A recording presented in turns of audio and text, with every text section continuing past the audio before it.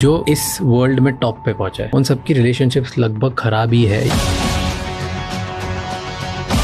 या वो सिंगल ही है।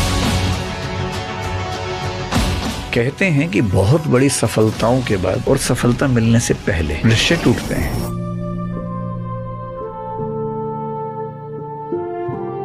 बीच के लेवल पे रिश्ते बने रहते हैं।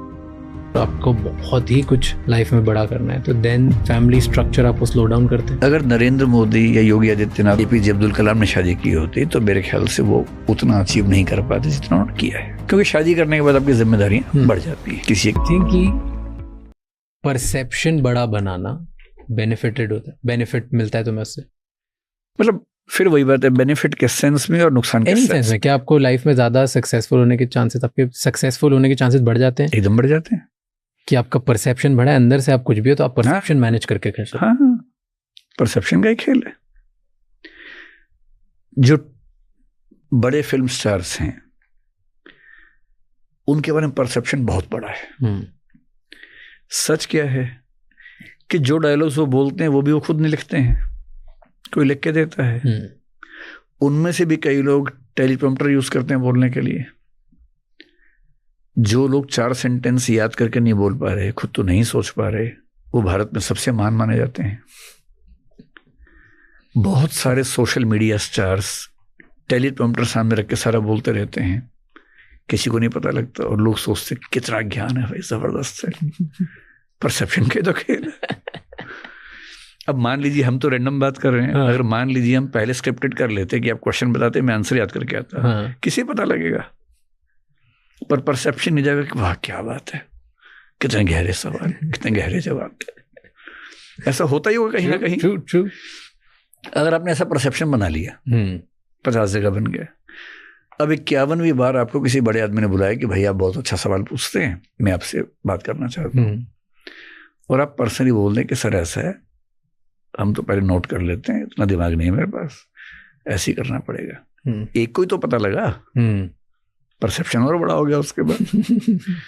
तो अगर आपका परसेप्शन फेक है तो बहुत छोटे सर्कल में लोगों को पता है कि परसेप्शन है, दुनिया को क्या पता, और दुनिया आपको वैसे ट्रीट कर रही है। एंड इसका बेनिफिट मिलता है। बेनिफिट तो भाई जैसे कोई स्टार बहुत क्रेडिबल माना जाता है जबकि वो टीपी से पढ़ रहा है सारा, तो विज्ञापन तो उसी को मिलेगा ना। ट्रू। और विज्ञापन देखने वाले को क्या पता कि उसने विज्ञापन भी पढ़ के बोला है, उन्हें क्या मतलब इस बात से। Fair. तो लगभग सारा खेल तो परसेप्शन पे ही खत्म हो जाता है। Nice. What do you think, आपके बारे में सबसे बड़ी मिसअंडरस्टैंडिंग क्या होगी लोग? मतलब शायद ये कि मैं बहुत सीरियस टाइप का आदमी हूँ। नहीं हो? नहीं। मुझे लगा सीरियस ही हो। नहीं, मैं मतलब वो एक डाइकोटमी है, मैं पर्सनल लाइफ में थोड़ा इंट्रोवर्ट हूँ, लेकिन जब मैं क्लासरूम में होता हूँ तो मैं बहुत जॉली नेचर में रहता हूँ, मैं बहुत ज़्यादा हंसता हूँ, बहुत ज़्यादा हंसाता हूँ। तो ये एक कॉन्ट्राडिक्शन जैसी आप कह सकते हैं। और मैं अपनी कॉलेज लाइफ में पॉलिटिकली बहुत एक्टिव रहा हूँ, तो वो सारी हरकतें जो पॉलिटिक्स में की जाती हैं मैंने वो की भी हैं, एंजॉय भी की हैं, और कोई पछतावा भी नहीं मुझे उन सब चीज़ों का। तो लेकिन अब धीरे धीरे जब पढ़ना पढ़ाना शुरू किया तो परसेप्शन ऐसा बन गया कि मैं बहुत सीरियस आदमी हूँ। नहीं। डू यू थिंक कि इससे फर्क पड़ता है आपको कि लोग क्या सोचते हैं? लोगों को ऐसा देखना चाहिए कि यार ठीक है मेरा फुल पर्सनालिटी देखो, क्यों एक साइड की पर्सनालिटी देख के तो मुझे बड़ा बना रहे? मतलब मुझे काफ़ी हद तक फ़र्क पड़ना बंद हो गया। पहले तो फ़र्क पड़ता था, अब ज़्यादा फ़र्क नहीं पड़ता। ये ज़रूर है कि अगर मैं कहीं जा रहा हूँ और लोग पहचान लें तो मैं थोड़ा सा अनकंफर्टेबल फील करता हूँ, तो मास्क वास्क लगा के काम चलाता हूँ। लेकिन हाँ, इससे बहुत फ़र्क नहीं पड़ता कि लोग मेरे बारे में क्या सोच रहे हैं। मैं कोशिश करता हूँ कि जैसा हूँ वैसा रहूँ, पर यह है कि मेरा परसेप्शन, मेरे बारे में जो परसेप्शन है वो काफ़ी अलग है जैसा मैं हूँ उससे। इतना परसेप्शन ठीक है कि मुझे पढ़ना लिखना बहुत पसंद है, मैं हर विषय पे चाहता हूँ कि खूब पढ़ूँ, वहाँ तक ठीक है। मैं पढ़ाता हूँ, पढ़ना लिखना पढ़ाना मेरा स्वधर्म है, ये ठीक है, यहाँ तक कोई दिक्कत नहीं है। पर मैं खेलता बहुत ज़्यादा हूँ, ये लोगों को नहीं पता है। मैं 3-4 खेलों में ठीक ठाक खेल लेता हूँ। मैं स्टेट लेवल तक जिम्नास्टिक्स खेल चुका हूँ स्कूल में, ये नहीं लोगों को पता, वो सोच भी नहीं सकते कि ऐसा कुछ होगा। मैं पूल, टेबल टेनिस, क्रिकेट सब ठीक खेल लेता हूँ। तो वो मेरे परसेप्शन का पार्ट आमतौर पर दुनिया में है नहीं है, लगता नहीं है कि ऐसे इतना ज्यादा खेलोगे। बट नेशनल तक खेल लेते ना जिम्नास्टिक्स को? जिम्नास्टिक्स में स्टेट में खेला हूँ। हाँ, बट मन था शायद नेशनल तक खेलने का, खेल लेते। हाँ, लेकिन मैं नहीं खेला फिर उस समय, एक चोट लगी तो उसके बाद छूट ही गया। स्कूल लाइफ की बात है। मैं रिसर्च कर रहा था आज तो मुझे पता चला, तो मेरे लिए भी वो था कि जिम्नास्टिक्स तो काफ़ी डिफरेंट है। बट जब मैं आज रिसर्च करने के चक्कर में बहुत कमेंट्स भी पढ़ता हूँ लोगों के, कहीं ना कहीं से कुछ ना कुछ we try to collect, not कि मुझे सवाल बताओ कि वो आपके बारे में सोचते कैसा है, क्या है, राइट। एंड एक बहुत अच्छी बात बोलते हैं लोग, जो कमेंट्स में भी होता है, which is a positive side, हम नेगेटिव पे भी आएंगे, बहुत लोग बोलते हैं कि आइडियल मैन हो तो वो विकास सर जैसा हो। नहीं, झूठ बोलते हैं। जेन्युइनली पीपल टॉक अबाउट, क्योंकि शायद लोग thought process, teaching, business acumen, और अगर आप बोल रहे हो स्पोर्ट्स और फिर आप बोल रहे हो जॉलीनेस जो उनको दिखता है, वो सब मिक्स करके ही लोग बोलते हैं कि यार सब है इंसान में। नहीं तो यूजुअली लोग जो बहुत पढ़ाकू किस्म के हैं वो इतना स्पोर्ट्स में शायद ही होंगे, क्या वो इतने ही अच्छे बिजनेसमैन होंगे। Usually teaching businesses not very hand in hand नहीं जाता। आजकल इंडिया में बहुत फेमस है, बट कुछ छोड़ के इंसिडेंट, ठीक बात है, right. So what do you think is an ideal man? आपकी क्या डेफिनेशन है? मतलब मैं दो बातें कह सकता हूँ, एक तो जिसमें डाइवर्सिटी हो, दूसरा जिसका एवोल्यूशन ठीक से हुआ हो, मतलब उसने बचपन को बचपन की तरह जिया हो, जवानी को जवानी की तरह ही जिया हो, वो सब चीजें की हों जो उस उम्र में स्वाभाविक हैं। जैसे क्या? बचपन में लड़ाई झगड़े, मार पिटाई, नॉन सीरियसनेस, पढ़ाई उतना नहीं कर पाए, होमवर्क नहीं किया, डांट पड़ गई, पिट गए, वो सब किया हो। बहुत पढ़ाकू किस्म के बच्चे मुझे पसंद नहीं। को करिकुलर एक्टिविटीज में खूब पार्टिसिपेट किया हो, चाहे वो डांस हो, डिबेटिंग हो, स्पोर्ट्स हो, हर चीज हो। एक वेल ग्रूम्ड पर्सन, भाषा पे अच्छी कमांड हो, समाज को समझने की एक बेसिक क्षमता हो, किसी भी अनइवन सिचुएशन को हैंडल करने की क्षमता किसी के अंदर आ जाए, तो मैं मानता हूँ कि उसकी परवरिश ठीक हो गई। फिर कॉलेज लाइफ में तो थोड़ी मौज मस्ती, थोड़ा पॉलिटिक्स कर ली, बदमाशी कर ली, प्यार मोहब्बत कर लिया, ब्रेकअप हो गया, ये सब चीज़ें भी हो जानी चाहिए। ठीक है। फिर जब वो करियर में आए तो एक भूख कि मुझे अच्छा परफॉर्म करना है, और जिस भी क्षेत्र में काम करे उस क्षेत्र में शानदार काम करे। तो मुझे लगता है कि वो एक मुकम्मल इंसान है, और काम के पीछे इतना पागल नहीं होने कि अपनी हॉबीज को मार दे। कुछ हॉबीज बना के चले, कोई भी हॉबी। जैसे मेरी हॉबी पढ़ना है, कविताएं पढ़ना, शेर व शायरी पढ़ना, याद करना, तो मैं आज भी ये काम करता रहता हूँ, जब मौका मिलता करता रहता हूँ। फिल्में देखना है तो 2-4 या कम से कम 1-2 हॉबीज बनी रहें, और उनमें भी उसकी एक अच्छी कमांड हो। ऐसे ही नहीं कि बस हाँ शौक है तो है, कमांड हो उसमें भी। तो जो भी काम हो रहा है उसमें एक ईमानदारी दिखनी चाहिए, और अगर उसके रिश्ते भी मुकम्मल हैं दोस्तों के साथ, परिवार के साथ, तो उससे बेहतर क्या हो सकता है।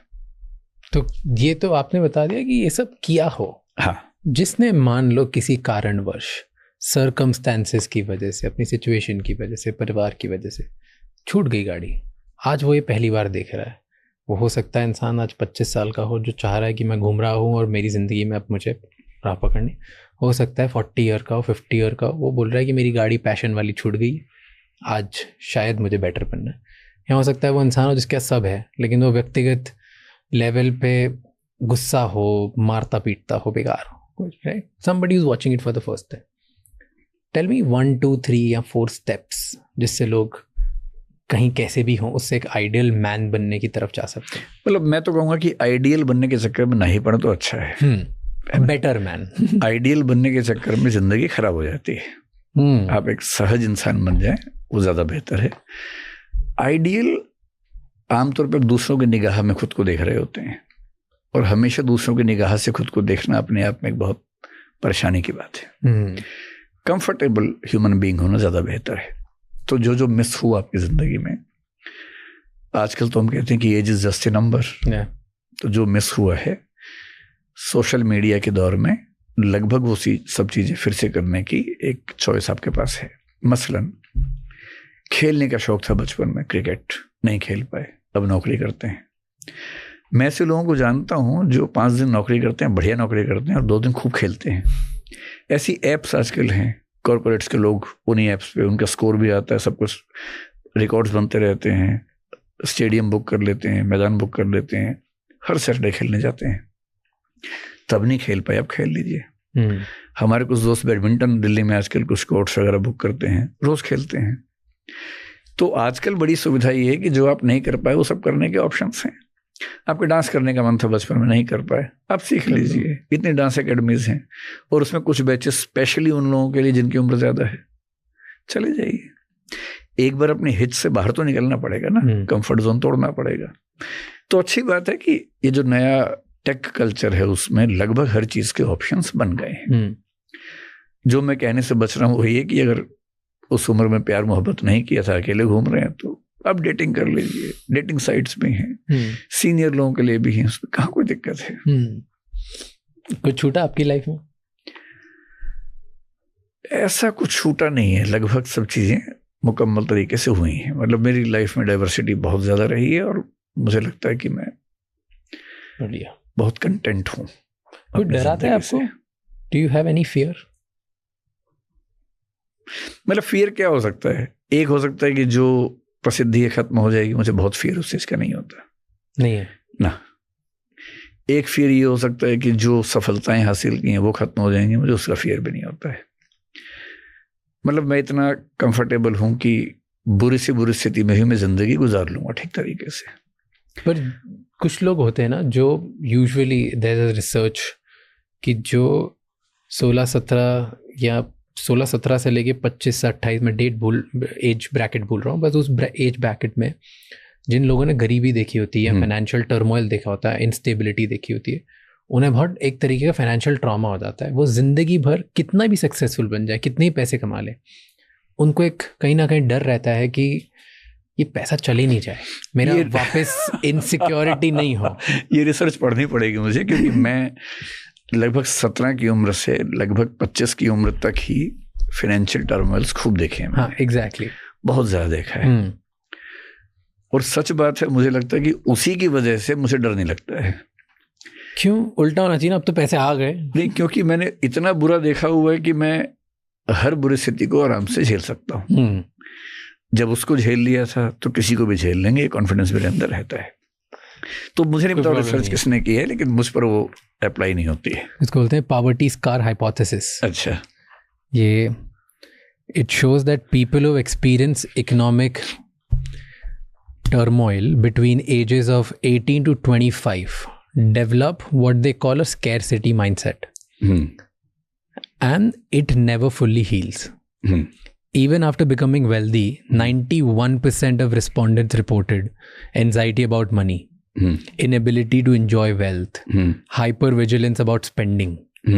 तो एक तरीके का एक ट्रॉमा रिस्पॉन्स हो जाता है कि भाई मैं ये हो सकता है, मैं थोड़ा विजिलेंट इन स्पेंडिंग तो हूँ, हाइपर तो नहीं, विजिलेंट इन स्पेंडिंग हूँ। हालांकि उतना बंद करके खर्चा नहीं करते। नहीं, मैं आज भी मतलब जैसे अच्छी स्थिति में हूँ। मेरी कंपनी हमारी ही है, मेरा ट्रैवल वो देख लेती है, अच्छी जगह रहने को मिल जाता है, वो सब है। पर आज भी अगर मैं होटल में भी रह रहा हूँ और एक लाइट एक्स्ट्रा जल रही है तो मैं उसको बंद करता हूँ। इसलिए नहीं कि मुझे बिल पे करना है, इसलिए कि उसके एनवायरमेंटल इम्पैक्ट्स होने वाले हैं। एक एग्जांपल आपको देता हूँ। मुंबई में मैं जहाँ रुका हुआ हूँ, ठीक ठाक महंगा कमरा है। अब मुझे कल कपड़े प्रेस करवाने थे, तो मैंने पहले पता किया कि वो मेरे पैकेज में है या नहीं। तो पता लगा पैकेज में नहीं, तो मैंने खुद प्रेस किए, जबकि वो कितना 100 रुपए से 200 रुपए होते मैक्सिमम। तो अगर मुझे लगता है कि भाई मैं फ्री हूँ, 10 मिनट लगेंगे, बचपन से कपड़े प्रेस करता ही रहा हूँ, तो मैं क्यों बिना बात के 100 रुपये फूंकूं? हाँ, लेकिन अगर वहीं मेरा बच्चा होगा, वो कहीं फंसा होगा, तो मैं उसे कहूँगा बेटा प्रेस करवा लो, क्योंकि वो शायद बहुत कंफर्टेबल नहीं है, हो सकता है कपड़ा जला दे, क्या करे पता नहीं। और अगर मुझे लगता है कि वो कंफर्टेबल नहीं है प्रेस करने में, तो मुझे चिंता नहीं होगी, मैं उसके लिए बोल दूंगा तुम करवा लो। मैं नहीं करवा पाऊंगा। ये जनरेशनल मामला ज्यादा होता है मेरे ख्याल से। आपके पेरेंट्स भी कुछ मेरे पापा भी ऐसे, वो कुछ ऐसे खर्चे कर नहीं पाएंगे जो आप चाहते हैं कि वो करें, और आपकी नेक्स्ट जनरेशन आपसे दुखी रहेगी इस मामले में। जैसे मेरी माँ को मैंने कितनी बार कोशिश की कि घर में डोमेस्टिक हेल्प लगा दूं, पर वो जिस माइंडसेट में रही है बचपन से, इतनी स्ट्रगल्स देखी, उनको हमेशा लगता था कि इतने पैसे मैं कैसे खर्च करूं, और मैं उनको नहीं समझा पाया कि आपके बच्चों के पास इतनी समृद्धि है कि वो आराम से मैनेज कर सकते हैं। उन्हें पता था कि मैनेज कर सकते हैं, पर तब भी एक दुविधा, और अगर लगवा भी दिया तो भी लगातार दुविधा कि मेरे ऊपर खर्च हो रहा है पैसा। अब आप इसको पैसा देके खत्म नहीं कर सकते, जो बचपन से न्यूरल पाथ बन जाता है दिमाग के अंदर, उसको मिटाना बड़ा मुश्किल है। तो 18 से 25 साल का एक्सपीरियंस का परिणाम ये जरूर हुआ कि मैं एक्स्ट्रा स्पेंडिंग से या पैसा वेस्ट करने से बचता हूं, लेकिन मैं as an employer, as a boss बहुत लिबरल और ठीक माना जाता हूं। अगर आपने रिसर्च किया तो मेरे ख्याल से वो बात आपके सामने आई होगी। Drishti as a company is suppose to be the best pay master in the industry, and I am proud of it. ऐसे और कौन सी चीज़ें जो आप खर्चा नहीं कर सकते? जैसे I give you an example, आपने आपकी मॉम का एग्जांपल दिया, मेरे फादर का भी एग्जांपल, कि वो ड्राइवर नहीं रख सकते। उन्हें मैं बोलता हूँ कि अब आपकी एज हो गई है, रख लो आप आराम से, ईज, इधर उधर जाना आपको बहुत बार काम भी होता है, फ़ोन पे भी बात करनी होती है, तो क्यों आप बीच भी, वो क्या करते हैं गाड़ी साइड में रोक के फिर 15 मिनट और बात करेंगे। मैंने कर लो, बोलते मैं चला सकता हूँ। मैं हाँ मुझे पता है आप चला सकते हो, कभी कुछ इधर उधर आप रख लो, क्या दिक्कत होगी, पार्किंग करने की दिक्कत नहीं है कुछ भी। वो बोलते हैं सुबह से रात तक खड़ा रहेगा, वो क्या करेगा? यही प्रॉब्लम है, चुभता रहता है कि ऐसे लग रहे हैं और काम हो। हाँ, बोले कि वो खड़ा रहेगा, क्या करेगा, मैं क्यों किसी को खड़ा रखूं, मैं क्यों खड़ा, ठीक है ना हम कर सकते, नहीं करना मतलब नहीं करना, और वो कुछ भी हो जाए। अच्छा हमें नहीं, हम कुछ भी कर लें, कोई दिक्कत नहीं है। हाँ। हम हमारे पैसों से करें, उनके पैसों से करें, पड़ोस से लेके करें, उन्हें कोई दिक्कत नहीं, खुद पे बहुत दिक्कत है। हाँ, ठीक बात है। और वो ना खुद खर्चा करेंगे उस पे, ना मुझे करने देंगे ना मेरे भाई को करने देंगे, ड्राइवर वाला। हाँ उनके ऊपर, हाँ उनके ऊपर। हाँ ये होता है। तो आपके कैसे ऐसे पैटर्न्स है जो आप, जिन पे आप फिजूल खर्चा? मेरे घर में कुछ ऐसे लोग हैं जो बहुत उदार हैं खर्च करने में, बहुत लिबरल हैं, तो उन्हें कोई दिक्कत नहीं है कितना भी खर्च हो। उन्हें पता है कि हमारी जो कंडीशन है ठीक है, और क्यों कमाए हैं पैसे, खर्च नहीं कर सकते। तो मैं ही थोड़ा सा कंजूस टाइप का आदमी हूँ उस मामले में, और उसकी वजह मेरे ख्याल से वो ट्रॉमा ना होकर के बचपन से संस्कार जो हमने सीखे वो ज्यादा हैं। जैसे पिछले साल मैं अमेरिका जा रहा था, तो मेरे परिवार के लोगों ने जिद करके मुझे एक फ्लाइट फर्स्ट क्लास की दिलवा दी। मुझे ये भी नहीं पता था कि फर्स्ट क्लास बिजनेस क्लास अलग अलग होता है, तो ही पता लगा। दिलवाई, और पूरे खेत के बराबर जगह प्लेन के अंदर मिल गई, और एक वो स्पेसिफिक व्यक्ति है जो बार बार आइसक्रीम पूछ रहा है, कुछ खाने को पूछ रहा है। मैं उस 8 घंटे के फ्लाइट में इतना परेशान हो गया, तो मैंने अपने फैमिली में कह दिया कि जिंदगी में इसके बाद फर्स्ट क्लास में नहीं जाऊंगा। क्यों? मुझे कंफर्टेबल नहीं लगता, अकेले क्या बैठना है। हाँ मैं इकोनॉमी में आजकल थोड़ा बचता हूँ, क्योंकि वहाँ बहुत लोग पहचान वाले मिल जाते हैं, तो थोड़ा प्राइवेसी का इश्यू हो जाता है। बिजनेस में ये कि प्राइवेसी का इश्यू नहीं होता, और बहुत महंगा भी नहीं होता है, मतलब as compare to first class. और लोग दिखते रहते हैं आसपास ना, तो लगता है कि आप लोगों के बीच में। फर्स्ट में तो बंद है कैबिन।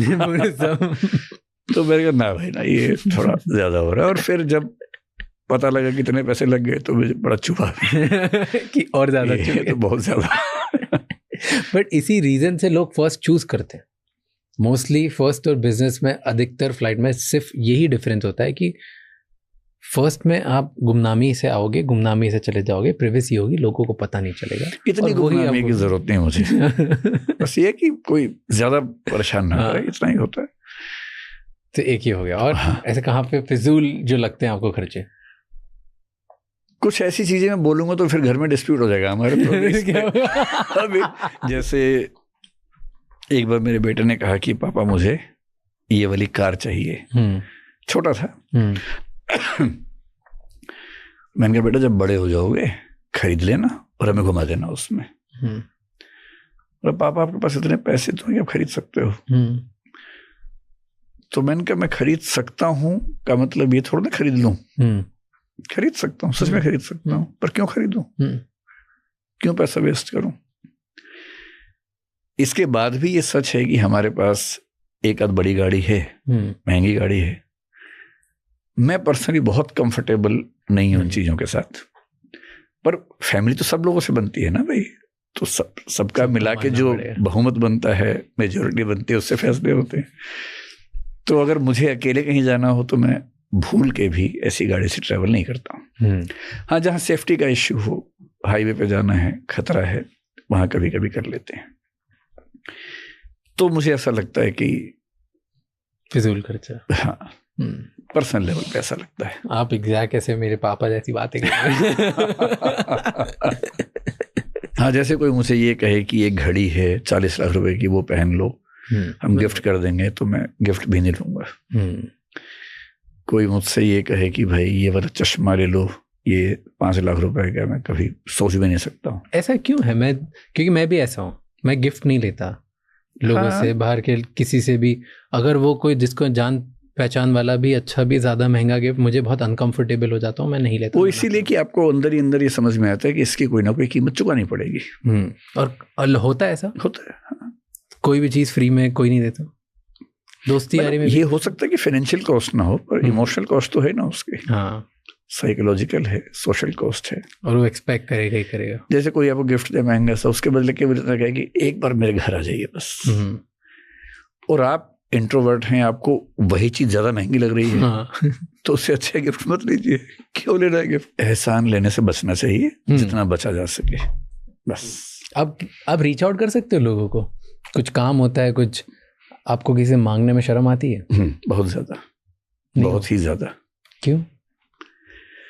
सेल्फ रिस्पेक्ट कह लें, सेल्फ एस्टीम कह लें, और एक अनकॉन्शियस फियर कि मैं कुछ मांगूंगा तो उसके बदले कुछ देना, चुकाना भी तो पड़ेगा, और वो क्या चुकाना पड़ जाएगा पता नहीं। And I am one of the people who can't say no comfortably. So if you are such person, if you don't have command over saying no, you should avoid such situations. मैं खुद क्यों create करूं? लेकिन हाँ, कभी कभी कहता हूं, अगर कोई बहुत जेन्युइन रिक्वायरमेंट है, अपनी तो मेरी कमी होती है, लेकिन मान लीजिए कोई बच्चा है, कोई ऐसी सिचुएशन में फंस गया जहां उसको बचाना ही है, किसी को कहना पड़ा, किसी IAS को, IPS को, किसी सीनियर ऑफिशियल को, तो कहता हूं, करते भी हैं लोग। पर अपना काम हो तो बहुत कोशिश करता हूं कि ना ही कहूं।